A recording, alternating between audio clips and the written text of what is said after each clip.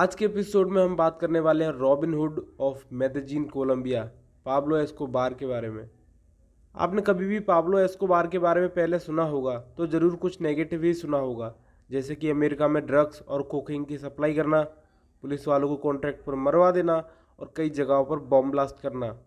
पर आज हम जानेंगे पाब्लो एस्कोबार के बारे में, खुद उसके शहर मेदेजिन में रहने वाले लोगों के पॉइंट ऑफ व्यू से। हम सभी जानते हैं कि पाब्लो एस्कोबार ने छोटे से छोटा हो या बड़े से बड़ा ऐसा कोई भी क्राइम नहीं छोड़ा जो उसने किया ना हो। लेकिन अगर हम मेदेजिन के रहने वाले लोगों से पूछेंगे तो वो पाब्लो एस्कोबार को रॉबिन हुड जैसे नामों से बुलाते हैं, क्योंकि पाब्लो एस्कोबार ने अपनी लाइफ में गलत तरीके से बहुत सारा पैसा तो कमाया, पर उससे ज़्यादा ज़रूरतमंदों की मदद भी की।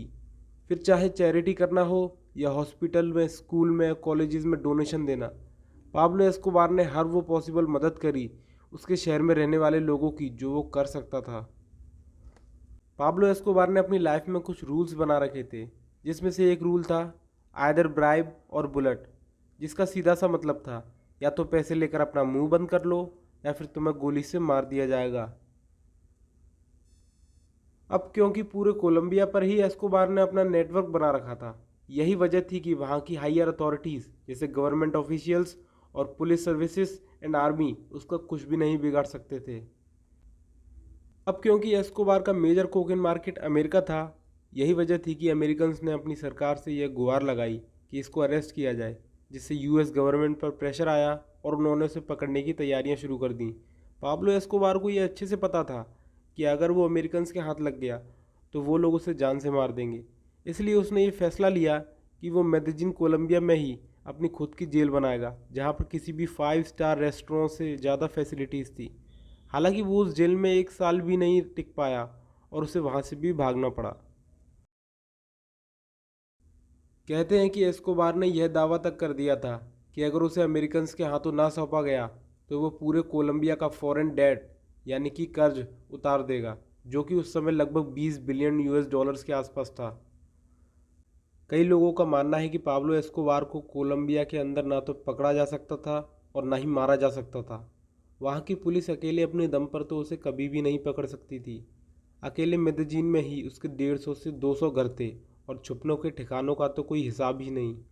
पाब्लो एस्कोबार की मौत की वजह बनी राइवलरी।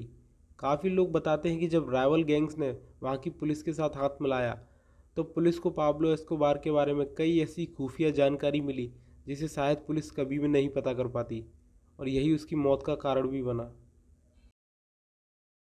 1 दिसंबर 1993, यह वो दिन था जिसके बाद से पाब्लो एस्कोबार नाम के इस माफिया से पूरे कोलंबिया को छुटकारा मिला।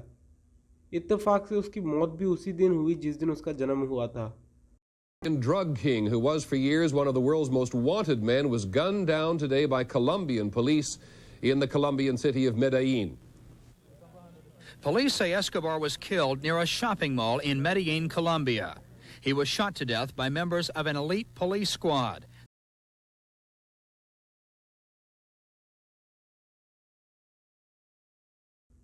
कहते हैं कि पाब्लो एस्कोबार के अंतिम संस्कार पर 25,000 से ज़्यादा लोग पहुंचे थे।